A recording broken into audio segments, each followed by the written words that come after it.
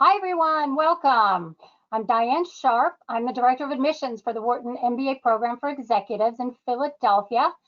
Tonight for our healthcare webinar, we have an amazing panel and you'll learn a little bit about them in a second. First, I'd like to turn it over to my West Coast counterpart. Thanks, Diane. Hi, everyone. I'm Barb Kraft, Director of Admissions for Wharton San Francisco. And we are one program, two locations. Diane and I work very, very closely together as we're recruiting our next class, which will start the end of May. And Diane is recruiting a class for Philadelphia. I'm recruiting a class for San Francisco, and our teams are out here to help you. Our application deadlines are December the 2nd and February the 10th for that next class. So we are having chats at this point and many, many events that are coming up. So stay engaged with us, visit our website often. We're out here to help you through the process. With that, I'd like to turn it over to the panel to introduce themselves and encourage you all to post your questions throughout the webinar, and we'll make sure we get them off to the panel to be answered. Alex, would you like to start? Sure. Yeah. So I'm Alex Steiner. I'm a Senior Director of Business Development at Sutro Biopharma, fully oncology-focused biotech in South San Francisco. Oh, and I guess I should add, I'm WEMBA class of 2018. Great. Okay. Shall I go next? Sure. Okay. Well, I'm Josue Leon. I'm WEMBA 39, I believe. I'm Medical Director of Women's Healthcare at Vista Community Clinic, which is on purpose. They left the community in there because we are a large organization with you know, the whole board of directors, C-suite, the whole thing, you know. So we're a large organization. So but very happy to be here. Very happy to be part of this panel tonight and tell you some of my impressions about the program. Okay. Hi everyone. Hi, good evening. My name is EJ Connolly. I just graduated this couple of months ago from WEMBA. I'm the Regional Medical Director for a large chunk of the East Coast for Team Health, which is a physician and provider services organization. We provide emergency medicine care, anesthesia, hospitalist, ICU. I'm looking over a region that has about 15 hospitals and 400 doctors and advanced practice clinicians. And I split my time between doing that and still working clinical shifts. Okay. Hi everyone, I'm Jennifer Meller. I'm a primary care physician, and I'm a WEMBA 40.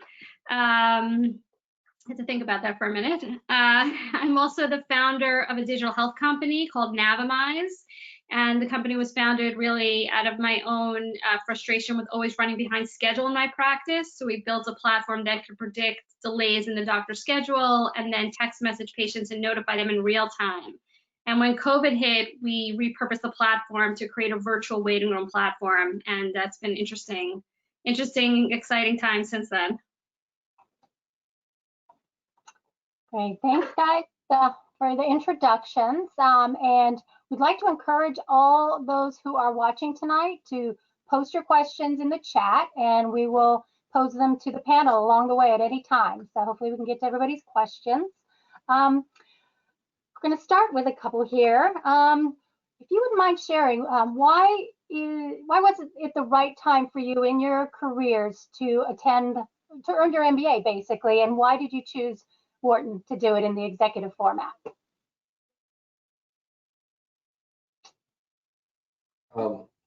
Anyone? I'll go. You know, when I got into the MBA program, I graduated 5 years ago, but it was 2013 when I got into it, and the idea was percolating in my head like a year before, 2012. And the thing was that, you know, you go through, I'm a doctor, right? So you go through the whole medical training. You go through college, medical school, residency, and a lot of training, and a lot of education. But the moment you hit the private world, because I went into private practice, you are expected to suddenly know finance, strategy, management, economics, all that jazz. And I had no idea. And it was scary because when I joined my practice, there were three other doctors. It was the four of us in the practice. And they were all, obviously, they've been there for a while. And little by little, they were retiring, cutting back, and what have you. And more of those jobs that they used to do were falling on me. And I had no idea. You know, I still remember sitting at a meeting of doctors with the CEO of the hospital, and him and the COO were putting out some graphs at the front, and they were like, "Oh, as you guys can see, here's the balance sheet for the last quarter and this and that." And I'm like, I have no idea what you guys are talking about. And I was embarrassed, and I didn't say anything, you know.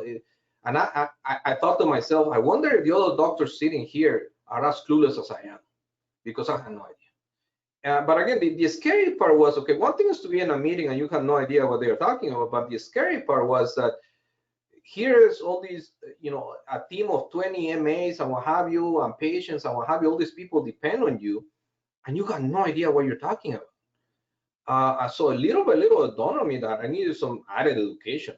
And I decided, you know, I went online, I tried to do some reading on my own, but it was not enough. By golly, I tried. And I always knew that things had names. I just didn't know what the heck they were called. You know, like when people talk of the books, but what are the books?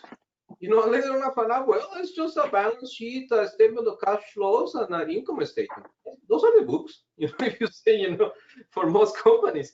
So getting into an MBA was almost like, I knew that I was inside of a dark room. I just didn't know how dark it was until someone turned on the light. And then I was able to see what was going on. And in terms of why Wharton and why an executive MBA, well, I figure, you know what, if I'm going to put the time and the money into doing something like this, might as well go to the best. So at the time, I did some research, and I found that the top tier schools, business schools in the US, were Wharton, Stanford, and Harvard. But Stanford and Harvard didn't have an executive MBA, and there was no way that I could just quit my practice to go back to school. So I knew it was going to have to be something in between. And here's where the Wharton program came in handy, because they had the executive option to do these.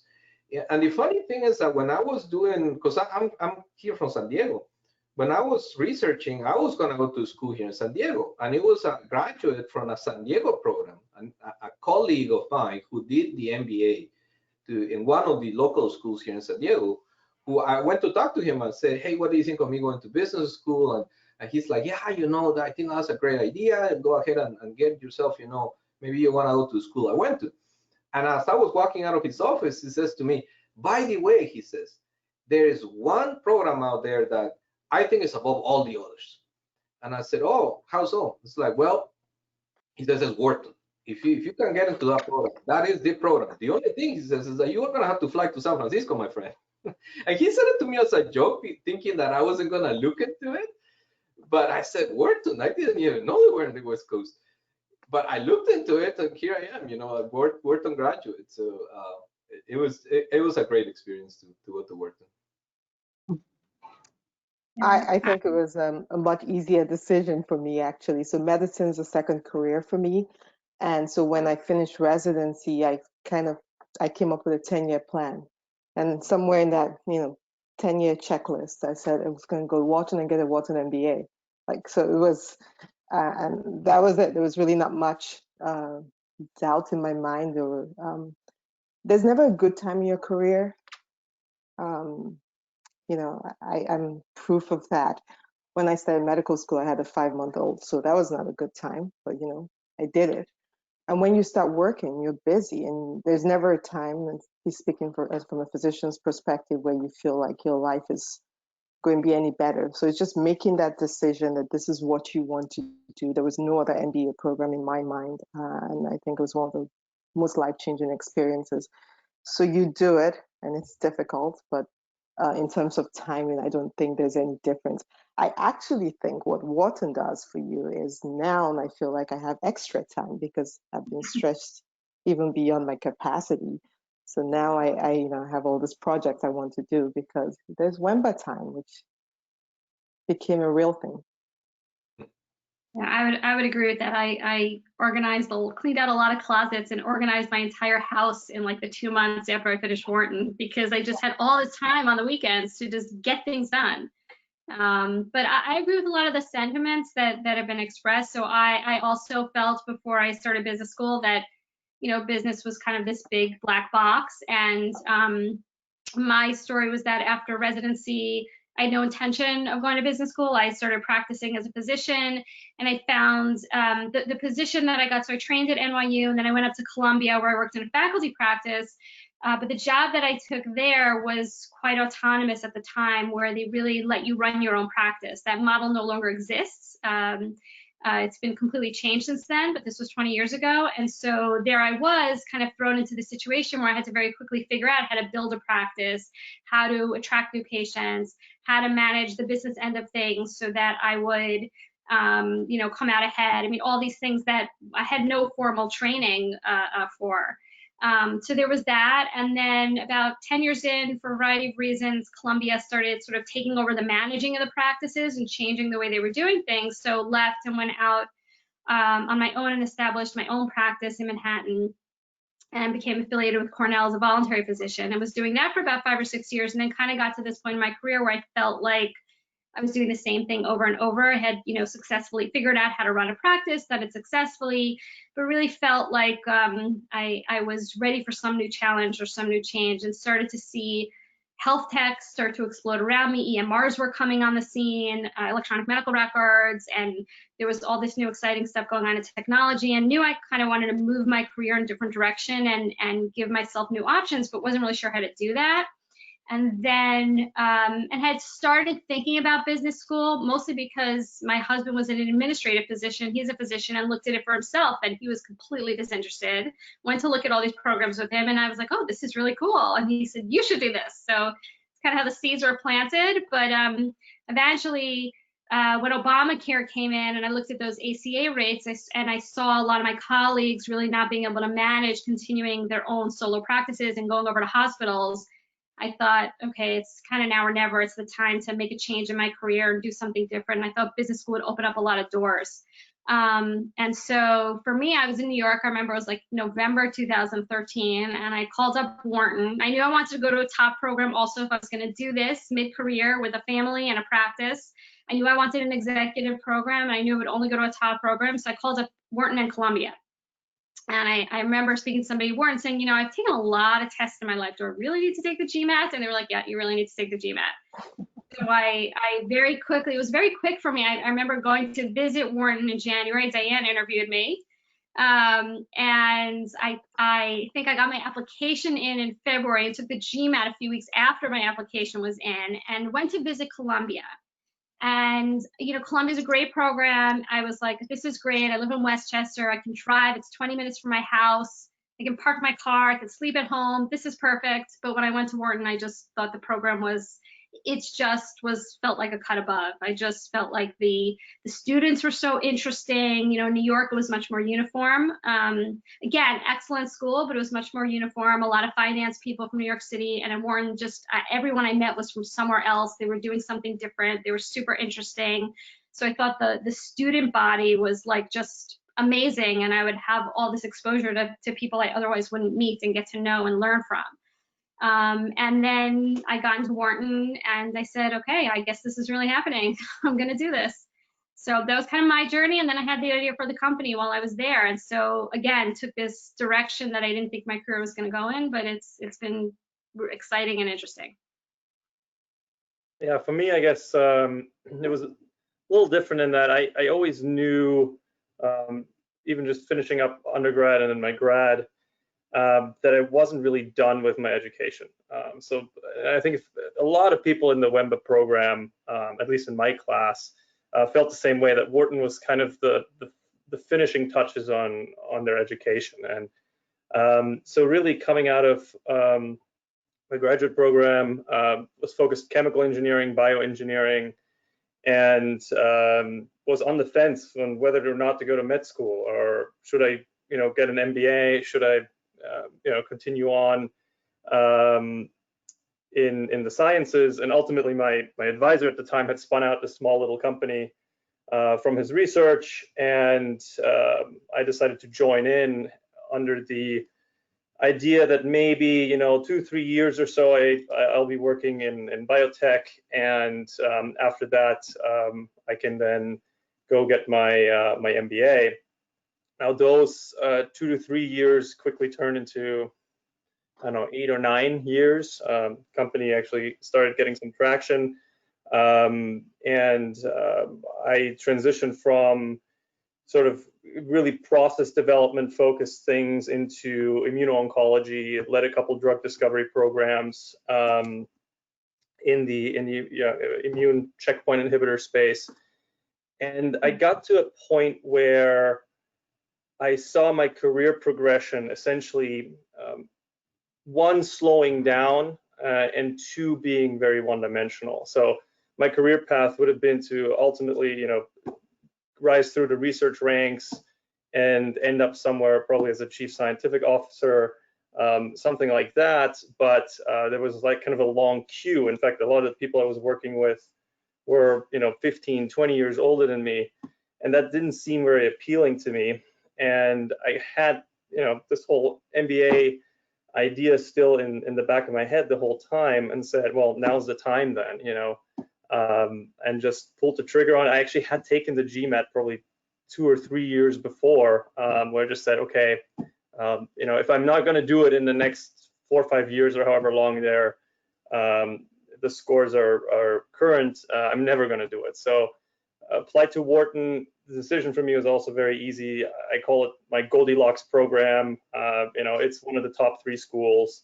It's the only one that allows you to still work, as Josue already said. And I live in San Francisco, so it was less than a mile walking distance from my apartment. So that's why it was Goldilocks and a no-brainer for me to sign on. Thank you. Yeah, and great point there, Alex, that at the Wharton School, there's 2 ways to get an MBA, and that's through our full-time MBA, where people are leaving their careers and going back full-time and immersing themselves, and our MBA for executives, which is the same MBA. It's the same number of credit hours, same number of classroom hours, same faculty, but yet you continue to work full-time. And we do recruit a very, very diverse class. That's our goal, is to make sure that we have people from all walks of life, all different industries, backgrounds, functions, etc. And so much of that learning does take place from your classmates that have years of experience before coming to the program. I know some of you touched upon this a little bit, but I'm going to throw out that question too. How has the MBA really impacted your career while in the program, and maybe since graduating? Have you made changes or pivots, or if you could share any type of impact with us, please? I can say, for me, it was like a day and night. Again, I knew that I just didn't know enough. And at the time, I was with the other colleagues of mine, my partners. We were managing the small private practice. And it was like eye-opening to just see that how much I didn't know. It's kind of like when people say, they go to medical school and then they find out how much they didn't know. It was the same thing for me. And again, it's because I never had like accounting, economics. I never had any background in that. So it was like a wide eye-opening experience. I was able to kind of modernize our practice in the way we were doing business. And after that, I stayed there in the practice, and then people began to notice in my community that, hey, this guy went to Wharton. So someone ended up recruiting me to be medical director of this organization I'm working at. And it makes a huge difference. I'm still seeing patients. I'm still doing surgery. I'm still going to the office. In fact, that's why I'm here right now, just finishing patients. But half of my time is I'm rubbing shoulders with my CEO and the CMO and the C-suite and all that, and all the leadership. And it makes a huge difference when you can talk to them with the same language. And they don't have to spoon feed you the information. They can show you numbers. They can talk about marketing. It makes a huge difference to just being able to talk the same language. Again, as a doctor, you can talk medicine all you want, but if we are going to talk about the balance sheet and what's going on with, our accounts receivables and what's going on with this and that, it made a huge impact. I wouldn't be where I am today as medical director of a large medical organization had I not gone to business school. It's possible that, you work through the ranks and you make it through. For me, it was a faster because of the added education. But again, if you say to me, well, so you went to school so that, you could say that you have an MBA and what have you. No, actually, I went to school just so I could do what I was doing better, my own practice. And that led to other opportunities that I didn't think that I was going to be involved in. But now I'm very glad. I'm really, really happy to know that I'm still a doctor. I'm still on call. I'm still delivering babies at the hospital. And yet, half of my time I spend it doing administration, which I enjoy. It's a little vocation I didn't know I was going to have. So it's been like a day and night type of change after going to, at least going to work. I learned a lot. It totally changed my view on how to do business, how to understand business. So total career changer in a way.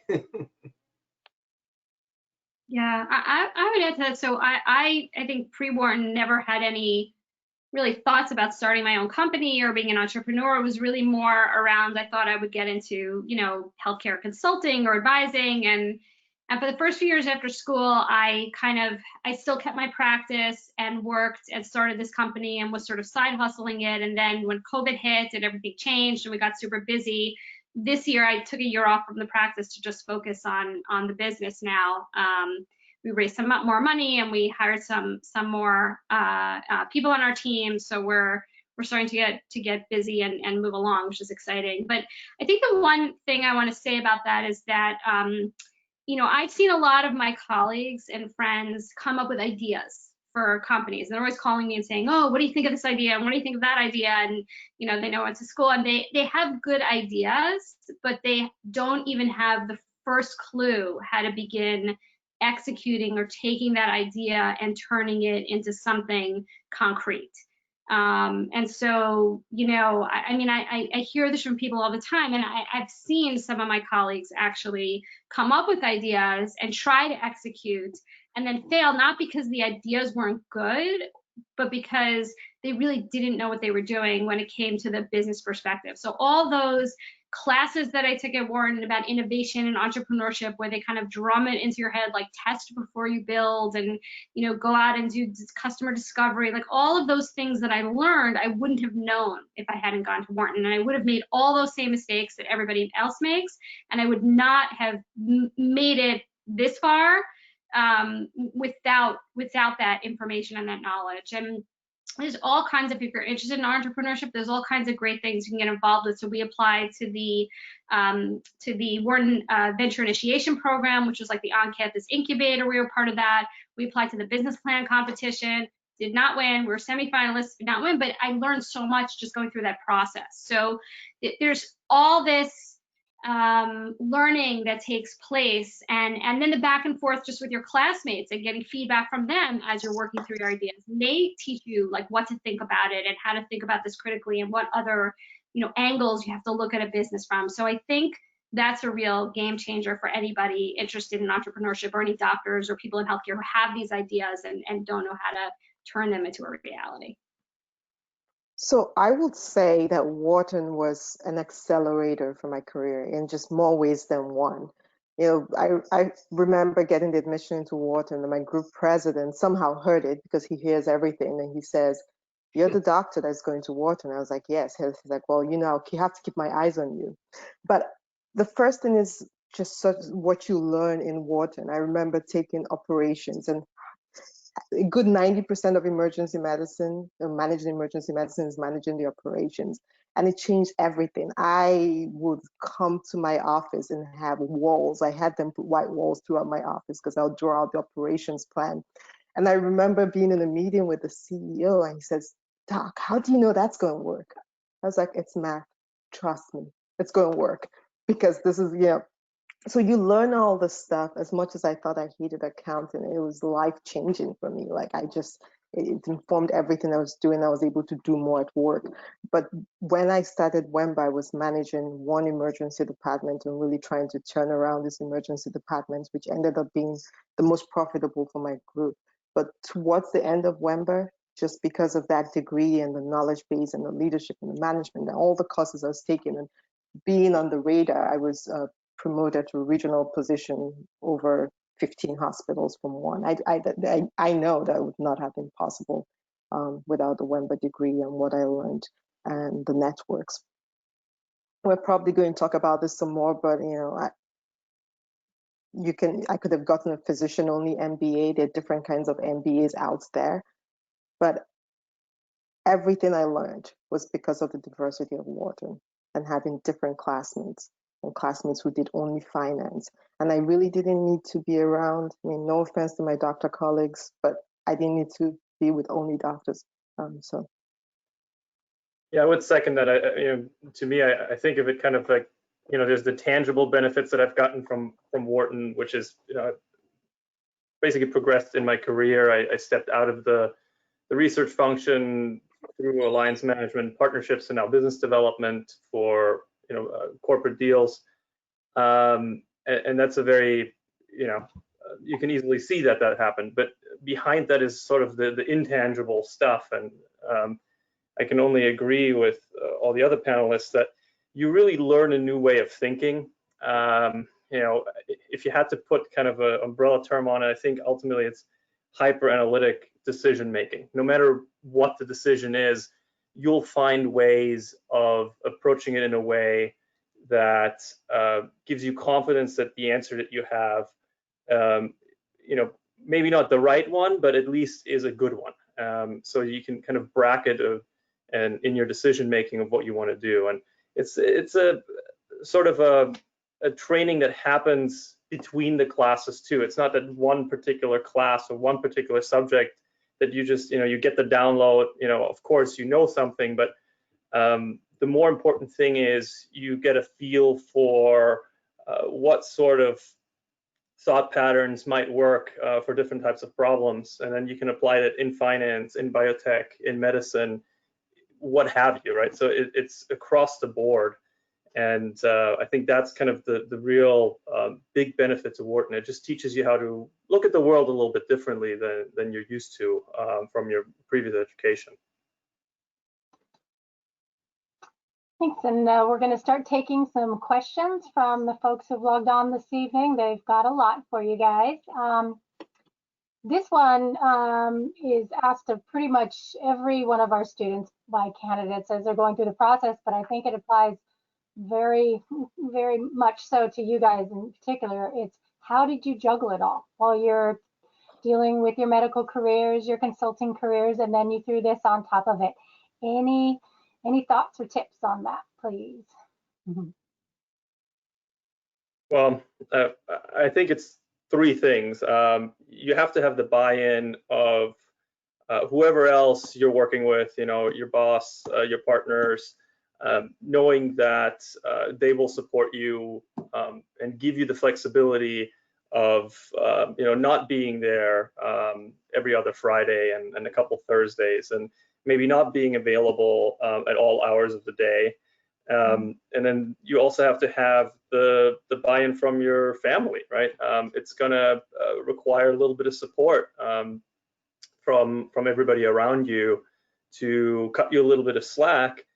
And I think then the third one is really within Wharton, in the Wharton community, you're going to be well supported, by the professors, by the staff, and then also your classmates. They're going to be your support network. So you kind of have these like three concentric spheres of influence around you, and if everybody's on board, then it's still work, but it's doable.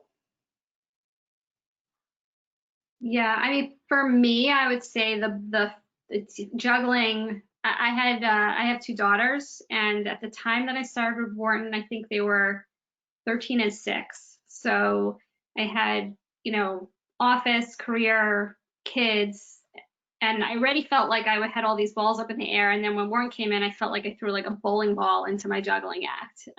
Essentially, is what I would tell people. But I think especially a lot of women who have families who are coming to Wharton. I've spoken to a lot of women thinking about doing the program. And I think there's always that concern of, oh my God, how am I going to do all this? I'm already doing so much. You're more prepared than you realize, is what I'll say, because you're already kind of a master organizer and you're already used to squeezing as much time as possible out of every day. And you just kind of figure out how to add this other thing in. I mean, for me, the one saving grace was that I had my own practice. So I could adjust my hours a little bit here and there as needed. If I had midterms coming up, I could say, okay, I'm going to shave off a couple of hours from office hours, so I have a little more time there. But I just was like always doing something. I just, I thought I didn't rest before, but I just kind of didn't rest for 2 years. I hate to say it. But you just kind of do it. And then when it's over, as someone else mentioned before, you feel like you have all this time back, like you gained all this time back, and just feels like, wow, this is great. Career, family, no problem. Yeah, I don't have any brilliant words of advice, except if you're motivated and you stay well organized and you plan ahead, you can do it. So just to echo what you just said, Jen, well, in addition to just juggling all these balls, I actually did the WEMBA program with my husband, and we graduated at the same time, yes. And we had 2 teenagers when we did it. They're still teenagers now. I use the word discipline prioritization. You just figure out what's important. I actually don't even know how to operate the TV in my house because I've never, I just never watch it ever. But and if I had to go back, I probably would say that I missed some of the social events at WEMBA more than I would have wanted to, just to catch up. But as Jen said, you just do it. You just do it, and you find out that you're great at organizing. And I actually enjoyed the material and the program. And there were days when the emergency room and work was so crazy that I really enjoyed just sitting in a leadership class at WEMBA and just getting educated. And so in some ways, I know it sounds crazy, but there was a part of me that yearned to go there and just be immersed in education and learning. And it was not fun when you had 40 hours of study for a midterm, but I enjoyed every part of it. It was a lot of work. I don't have any big, brilliant plan. Just have a buy-in of your community, right? So I went with my husband, but tell your friends that, hey, I'm doing this, and maybe they can take your kids for a week. And of course, your boss has to be supportive. That's the most important thing. And as an ER doc, I could move my shifts around in terms of clinical work, so I did not work on Fridays, and just to accommodate the program. It is challenging. I don't think anybody should get away from this webinar that it is not. It is. I remember thinking, well, I went through first year of medical school. This is going to be a walk in the park. It was not. It was pretty close, and that says a lot about the program. But you come out of it, and it's one of the most transformational experiences. Okay, so first of all, it's hard. There's no way of sugarcoating this one. Especially if you're working and you have family and all that. I remember that when I made the decision to go back to school, I figured, okay, no weekends, because 2 weekends you're in school, and the other 2 weekends I had to be on call. And my call, so I'm gonna echo a bit of what everyone said, that you have to have the buy-in of the people you work with, because they have to work with you.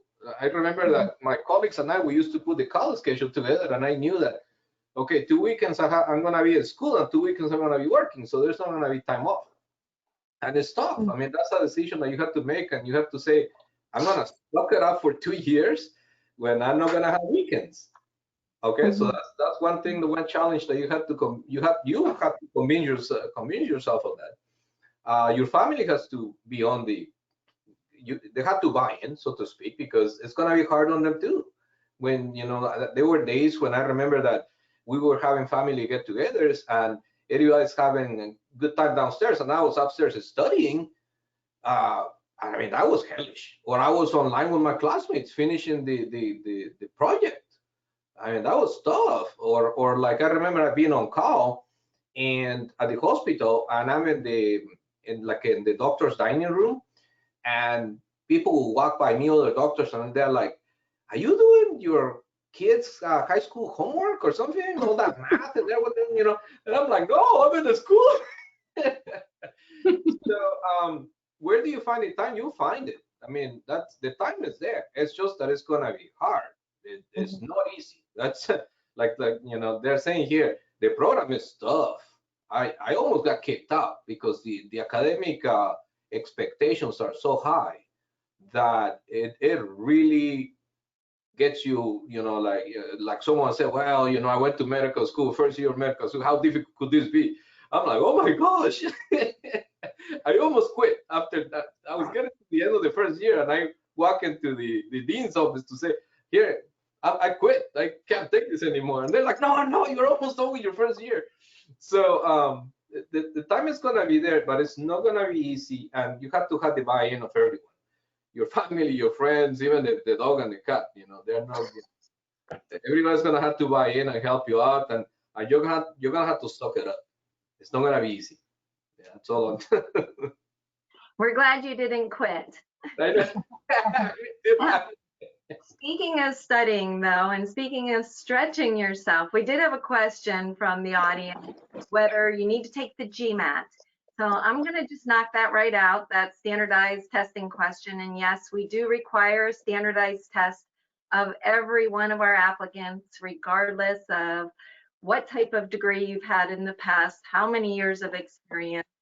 So if you have 8 or more years of full-time work experience, which is what we like to see in our applicants, then you are able to take the GMAT, the GRE, or the executive assessment. We'll take any 3 of those. If you are applying as a fellows candidate, that would be somebody who is right under that 8-year threshold, then we require the GMAT or the GRE. So no executive assessment. We really see that as someone with more experience. So those are the standardized tests that we actually accept. And I promise you, it will be a great kind of dress rehearsal for what's to come. And everybody, while they moan about needing to take it, at the end of the day, I think they're pretty glad they did, because it helps brush off those cobwebs and get you back into that study mode. And it can be a real true test of whether you're ready to take on an MBA program. If you're ready to sit down and study for one of those exams, you're probably ready. So another question here is, what surprised you most about the program or about your classmates?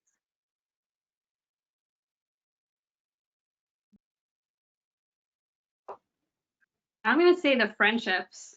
I'm going to throw that in. So I kind of, when I went to visit Wharton, I got a sense by talking to people that it was this incredibly diverse class, that you'd sit down in class and, meet people from all different walks of life. But, I remember coming in and people were like, oh, you're a doctor, that's cool, because I was meeting all these people from finance and management and consulting. And then I sat down one day next to someone the first week of school and they said, so what do you do? And I was feeling pretty good. I'm like, special here because I'm a doctor. I sat down and he's like, oh, I'm a Navy SEAL. I was like, oh, you win. So it's really amazingly, when they say the class is diverse, they're not kidding. The class is really amazing. But I think the thing that surprised me was that I made such good friends in the program. Like, I saw this as, it's an executive program. I'm going to be going in and out. I'm going to be meeting people and networking, and it's all going to be very professional. And I ended up making some really great friends there. And, even my learning team, we created a WhatsApp group on the second day of school, and that group is still active. We still text each other all the time.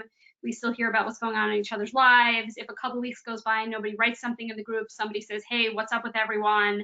So this is, 6 years later and still going strong. So That's been kind of a surprise, and we've sort of been with each other through all kinds of life changes and people getting married and people having kids and people breaking up with, you know, fiancés and boyfriends and girlfriends. So it's been you know, those friendships were what surprised me in a good way.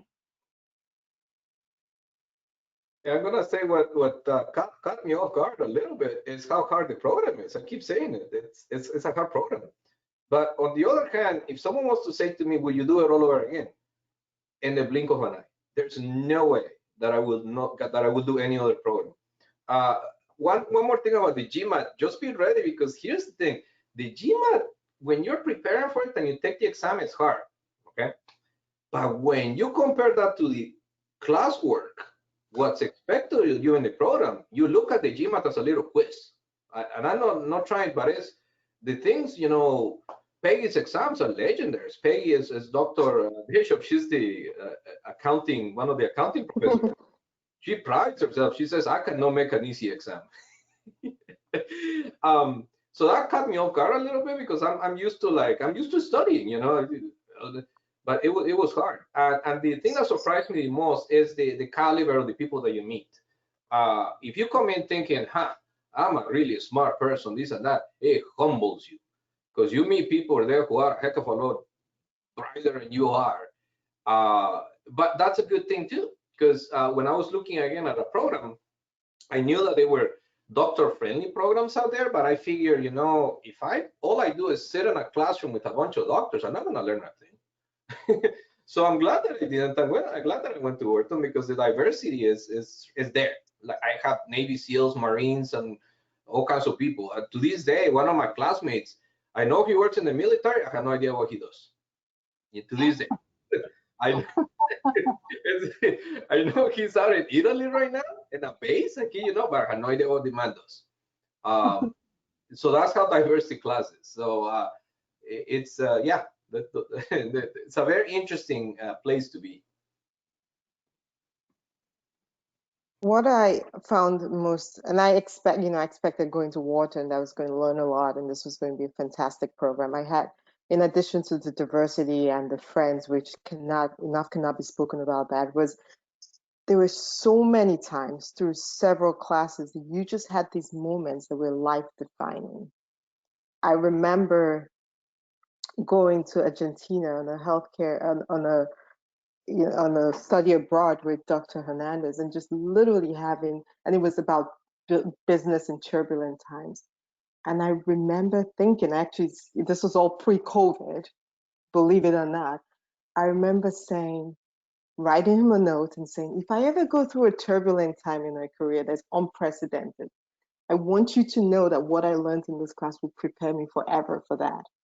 And I think that happened. Then COVID hit. And I thought, well, this was it. I remember going back to that class material, and he had 10 bullet points for how businesses survive in turbulent times. Now, he was talking about Latin America and instability, but in many ways, we had this pandemic and this novel virus that totally upended the word turbulence and just gave us the whole brand new meaning. But there were so many instances like that at WEMBA, whether it was in operations class or even in accounting, where you feel like my life will never be the same after this moment, because I know this framework, because I understand this part of strategy or marketing. And it was almost on a weekly basis you had those. And I was lucky to be able to share with my husband. So that was what took me aback. I guess I don't know whether I have anything to add on the people front. I think, you know, the people make the program. I will say I was a little bit surprised at just how accessible all the professors were as well. You know, I can't even count it, but you know, all the time after class, you'd have a beer or a drink with some of the professors, and conversations going all over the place. You know, no longer just around the class material, and a lot of times tying in with what's currently happening. You know, in the political climate, and you know, in business, whatever, and really connecting everything that you're learning with real time what's going on.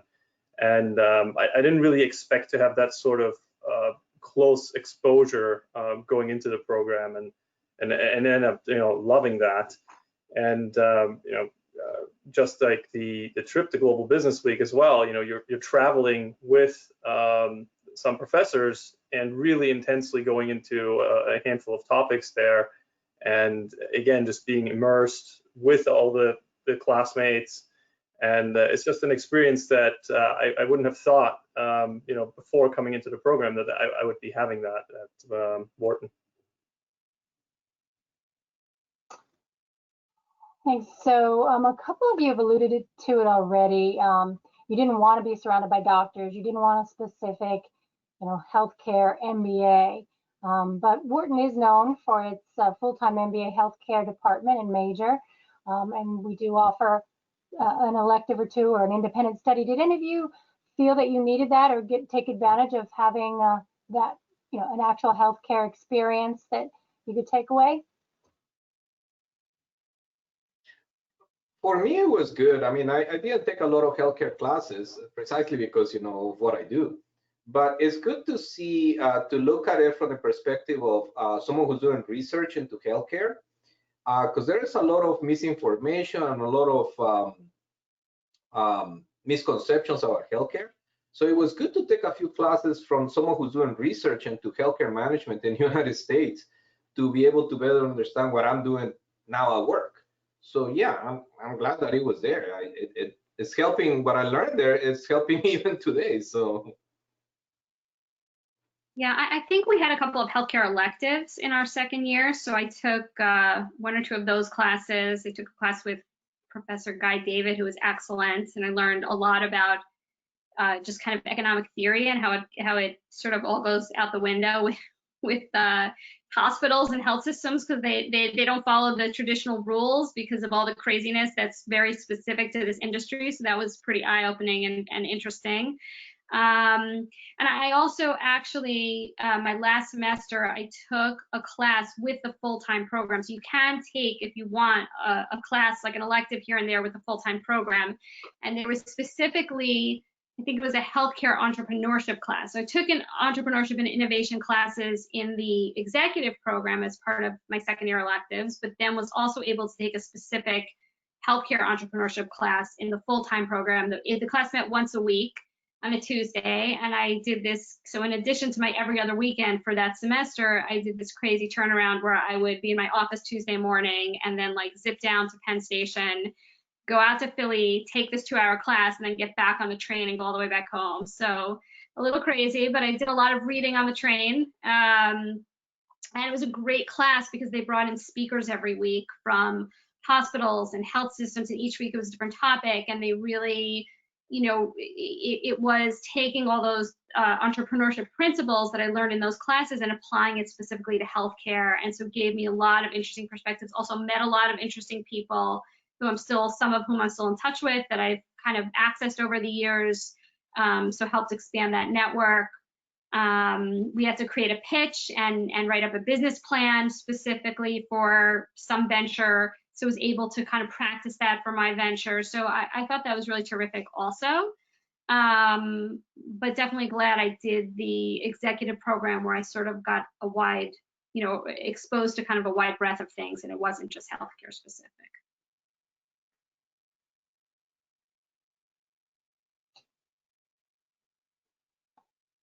So we have a question here about, you know, Wharton being known to be fairly analytical. How have you applied some of the analytics that you've learned in the program to your current roles? So I will have to say in my current role, I do a lot of the P&L, the productivity management. So it's interesting. So I was, there's sort of this running joke that, you know, that I part-time as a CFO, but it's because I went to Wharton. This was skills I never had. I probably knew very rudimentary Excel, and just to get to know that and to actually love it. My group mates actually made fun of me. They're like, well, I think you're a finance person that missed their life calling and went into medicine. I just fell in love with finance and accounting and numbers and the simplicity of it and just the beauty and elegance and that things always added up in the end, which they don't really in real life.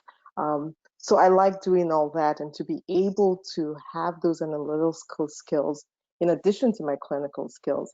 I'm finally the only one on the table a lot of times that says, yes, I understand the productivity target. I mean, we're owned by, I understand productivity target. I understand how you calculate it. I can redo the calculation for you. But I also worked at 1 a.m. yesterday, and I know that this is not feasible. So let's redo everything. So it's like I said before, really been career changing for me. And the math was, it was a very high level of math, but it's for a reason, right? There's always that residual knowledge after you get to a very high level. So it's so high that the residual knowledge actually takes you throughout your career. And then you never, to another panelist's point, you're never wondering what would have been, could I really have managed this hospital, this enterprise, if I understood more of the business underpinnings. You know it and you can do it. And I know there are different MBAs, and some of them pride themselves in not being analytical enough, not being analytical, but just that's a skill set that nobody takes away from you. You know that how people wait in line, there's a formula for that. Mm-hmm. When people are waiting outside in the waiting room and to be seen by the doctor, that is, you can just do it in a non-analytical fashion, or you can, and it's the same math that they use for Subway. How a customer comes into the restaurant to order a sandwich. It's all called what at Wharton they call OPM. It's Operations and Information Management. Essentially, it's applying math to how people wait in line. You may say that sounds weird, but that's what it is. And so there you apply that knowledge right there. It's like, but how can we displace these people waiting in line right there to see the doctor instead of doing it like this? Let's do it like that. And it's based on that analysis. So real life applications right there, just without going too far. Yeah, for me, it's become a huge part of my job. So essentially, all that we're trying to do is come to collaboration agreements and licensing agreements with pharma companies. And at the surface, it sounds very easy because ultimately you're selling some sort of service or license for a certain number with associated milestones. But the question really is, how do you come up with that right number? And so you have to have an appreciation for what the actual market size is going to be. So immediately you're getting into modeling for drug markets. Then you have to understand what your gross margins might look like and your marketing expenses. So you're getting into a little bit of operations for your actual production costs, as well as for your marketing. You have to understand that. And then you have to do some finance to figure out, what your actual weighted average cost of capital might be for your company as well as the other company. And then understand clinical risks for clinical development, as well as clinical trial costs for different indication spaces and all that stuff. So it becomes a monster of a spreadsheet very, very quickly, and it has to be redone for every single deal and every deal consideration. And ultimately, it all goes into negotiations where the party that is best prepared on knowing where the levers are will walk away with the better part of the deal, right? Because if you don't know where kind of the shadow costs are and how your analysis is impacted by different things changing, then you're not going to be as quick and accurate at predicting kind of where the value really lies in the deal. So for me, that's been bread and butter ever since, even actually mid of the program already, I started doing some of this stuff.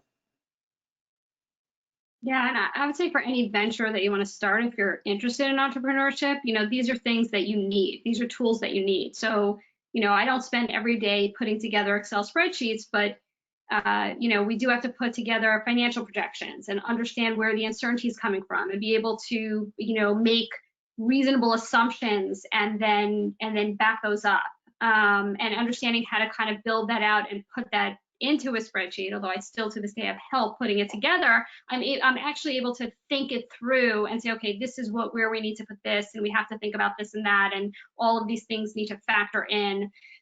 Same thing with things like customer acquisition costs. We get asked about that all the time.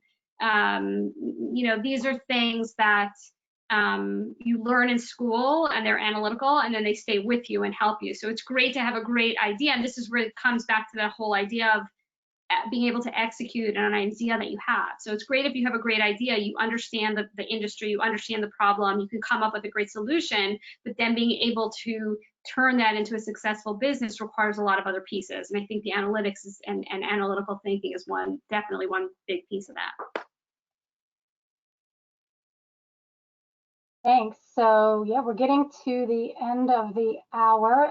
We do have some questions that we didn't get to. We will get to you guys offline, and some of them are actually more admissions related. I want to make sure you know, for those listening, that tomorrow night, tomorrow afternoon, evening, depending on where you are, is an info session, a general information session about the program.